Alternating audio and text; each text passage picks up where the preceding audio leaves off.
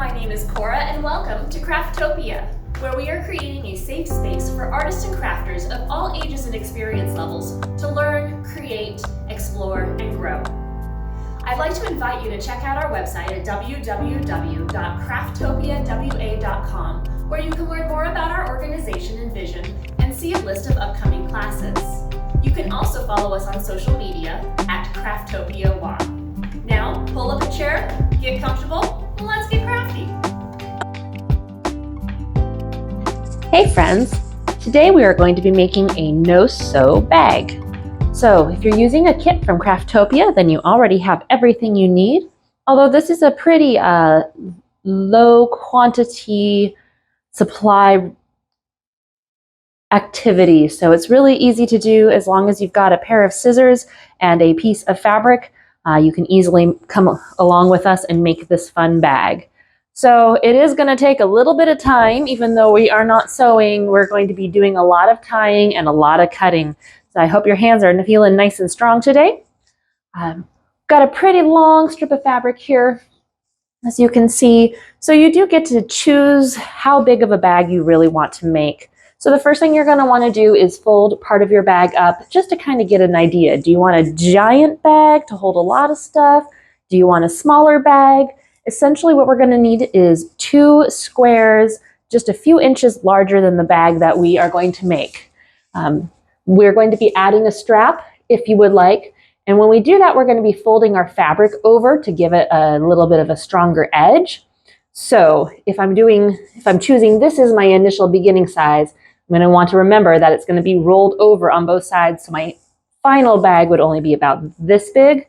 Plus then we're also cutting slits where we're going to be tying. So it's going to be even smaller yet. I'm thinking this is a pretty good overall size. I'm kind of liking that. So my first thing I'm going to do is, with it folded over, I'm going to cut right along the top here so that I'm going to end up with 2 pieces that are about equal in size. And this has got a kind of weird edge on it. You can see there's a little bit of stitching from how the fabric was actually made. And I'm not going to worry about that since I am going to be rolling it in. It is not going to be noticeable. If you like that, you can always make that the bottom as well, because when you start tying your bag together, you would be able to see that little bit. So if it's something you're like, that's really cool, or depending on what fabric you have, our kits are going to have a variety of different fabrics, so you'll be able to have some selection. I'm also going to cut my fabric in half, and in order to do that, I'm going to keep it folded. I'm going to insert my scissors between the 2 pieces of fabric, and I'm just going to cut along. It doesn't have to be perfect, since again, we're going to be making slits and tying this up instead of sewing it. Nobody's really going to be able to tell if they're not perfectly even or if you didn't cut perfectly straight. So let's get this almost there. Save your other piece of fabric that you have. You do want to make sure, if you're deciding to make a really large bag, that you leave at least 2 strips this big, because that's what we're going to be making the handles out of. So I'm going to set this aside to make handles out of later. And now I've got my big fabric. We're going to cut slits along 3 of the sides. So while the little white stitching is cool, I think I am going to use that for my top edge. So this will be the end that gets rolled down and becomes the top of my bag. So I'm going to start my slits just underneath that. You can try to cut both pieces of fabric at a time. Sometimes the scissors are okay with that, sometimes they're not. But I'm going to cut a slit about the length of my scissor blades. So these ones even have cool little rulers. I think I'm kind of going up to that 4. And I'm going to cut these all the way around. I'm going to cut them about 1 inch apart. So about to where the 2 is on the scissors. And we're just going to do that all the way around the outside. Great, so I've got mine cut all the way around. You're going to notice that in your 2 corners, when you do your cuts, this little square corner is going to come off, and that is a-okay. We don't need those pieces. You can use them for anything else you want. So I've got all the way cut 3 sides, 1 down along the bottom, up along the other side. I made sure to stop at the same place, so I just folded it over to make sure I was relatively even. Again, great thing about this project and great thing about most of the projects I enjoy doing are you don't have to be perfect, you don't have to be exact. So here we go, it's time to make that bag. We're going to tie, ooh, that's a really thick one. That's gonna be hard to tie. Let me go ahead and give that a quick little zoop. We're gonna tie all of these, so we're gonna tie our 2 pieces together, each one of those little tassels. I'm gonna start over here with my first one and open it up a bit here. Crisscross, tuck through, pull it nice and tight, and we're gonna do that again. Made this one a little small, but that's okay. You can always cut them deeper if you're having a hard time tying. Some of it will depend on the fabric as well. All right, on to the next. My next 2 pieces, crisscross and tie. And we're gonna do this all the way around all of those little pieces we just cut. All right, just got a couple ties left here. As you can see, it's already starting to kind of change its shape and look a little bit more like an actual bag. So I think I've got 4 more sets here left to tie. For the sake of time, I'm just single knotting mine. I do recommend double knotting them. It's gonna keep your bag together longer, especially if you're putting anything heavy in it. For right now, singles will be just fine. All right, last one. I am gonna double knot this one on the end. Keep it from falling apart as we work on adding our strap.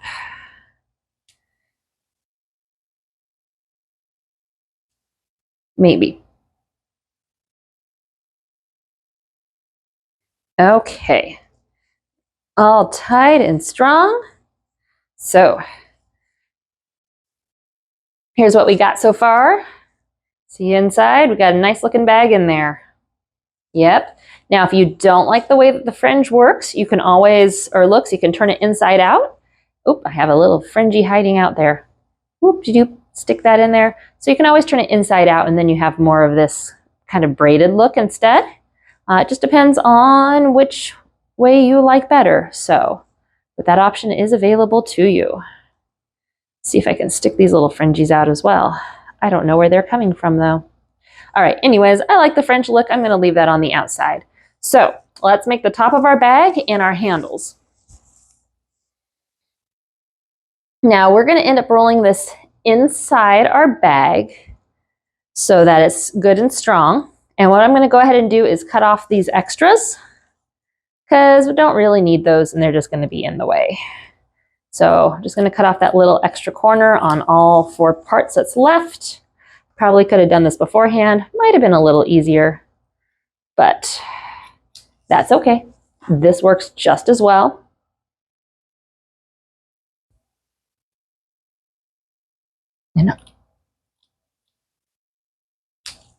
And last one. And again, doesn't have to be even. We're going to be rolling it in where nobody's going to be able to see it. So here's going to be probably our hardest cut. I'm going to fold it in half, or fold it over, and then I'm going to fold it over again. And I'm going to make sure that when it's fully folded over, it is inside kind of where our knots begin. So I did not do a very good job that time. I'm going to make it a little bit bigger, get it inside there. Ta-da, and we don't need to tack it down or anything. We're just going to leave it like that. But we are going to try to cut 2 slits, making sure we're going through 3 layers of fabric. That's going to make it the strongest so that our handles aren't going to fall out. So I'm going to kind of just guess. I want them probably here and here for my handles. I'm going to fold that over. That's going to be really thick. I'm just going to see if I can saw. It doesn't need to be too big. I just need a hole to go all the way through. And I can actually just come onto the other side, make this a little bit bigger too. All right, same thing on the other half of the bag. Make sure I've got all 3 layers. Guess I want it right about here. Fold that over. Chomp, chomp, chomp, chomp. Enough to get through. 1, 2. Don't think I got through the 3rd one. Nope. Okay, I'm gonna just kind of guess and hope. Yay, perfect. All right, let's make a handle so we can tie that up and then we'll do our other side. So for my handle, this way looks a little longer, so I'm gonna roll up some. That looks about good. Just kind of, again, guessing here, going by my eyeballs. We'll cut it off right there. Not gonna have to be perfectly straight, so I'm not gonna worry too much about it. Cut across.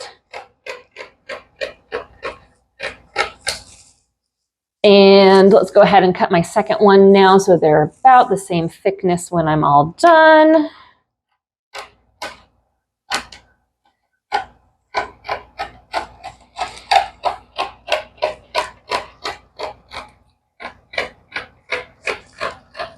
And now this is all extra. I could do something different with it if I wanted to. Right. Roll this up as tightly as I can. I'm going to tie a big old knot on one end, so I'm going to give myself lots of space to tie right now. But then I'm going to try to pull it really tight and really close to that end.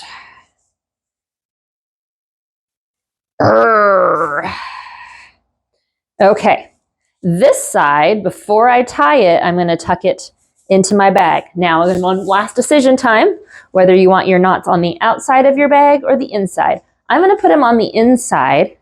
So I'm going to take this piece, I'm going to thread it through the holes that I cut. I'm going to start with the inside of my bag and go from inside to outside.